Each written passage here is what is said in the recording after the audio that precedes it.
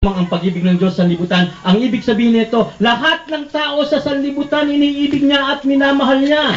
Anumang klase o uri ng iyong pagkatao, mahal ka niya. Ikaw man yung pinakamahirap, ikaw man yung pinakamayaman, mahal ka ng Diyos. Anumang uri o klase ng iyong pagkatao, ikaw man insik, Hapon, Pilipino, Aitas, mahal ka ng Panginoon. Ikaw may nakapag-aral, hindi nakapag-aral, mahal ka ng Panginoon. At walang pakialam ang Panginoon kung anong relihiyon ang iyong nakagisnan. Wala siyang pakialam dyan.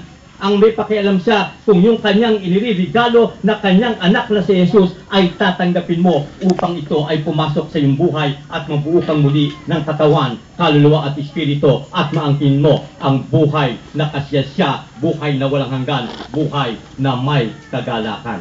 Nakita po natin na talagang yung relihiyon ay hindi makakapagligtas ito. Kasi hindi naman sinabi ng Panginoon na ibinigay niya, gaya na lamang ang pag-ibig ng Diyos sa relihiyon. Hindi eh.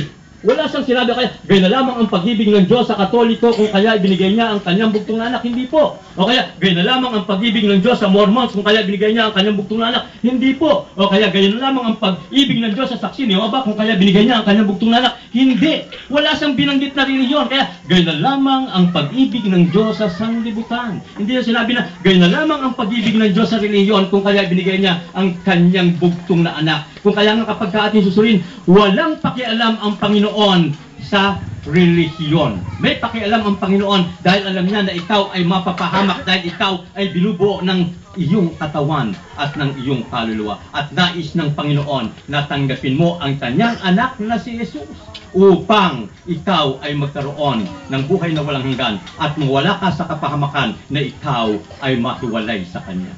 Kaya nga makita natin inutos ni Jesus Christ. Ibigin mo ang Panginoon mong Diyos ng buong puso mo, buong kaluluwa mo, buong lakas mo, buo.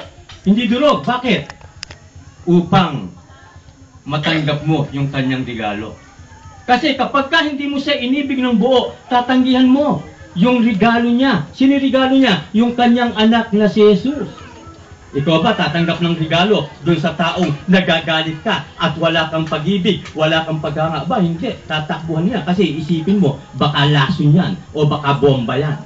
Pero kapag ka inibig mo ang Panginoon ng buong puso mo, ng buong kaluluwa mo, yung kanyang regalo na anak niya si Jesus, tatanggapin mo yan. Isusuko mo ang iyong kasalanan at tatanggapin mo si Jesus. At kapag ka tinanggap mo si Jesus, papasok sa iyong buhay.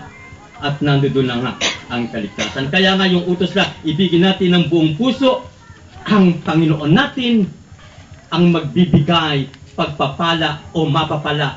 Ikaw, ako, tayong lahat na tumanggap sa Kanya. Kaya nga makikita natin na sinasabi ng unang Juan 2:3 na nakatitiyak ka na kilala mo ang Diyos kung sumusunod ka sa Kanyang utos. Pero kung hindi ka naman sumusunod sa Kanyang utos, niluluko mo yung sarili mo. Hindi mo kilala ang iyong Diyos. Kasi kapag kakilala natin ang tao tunay na ikaw ay susunod. Halimbawa,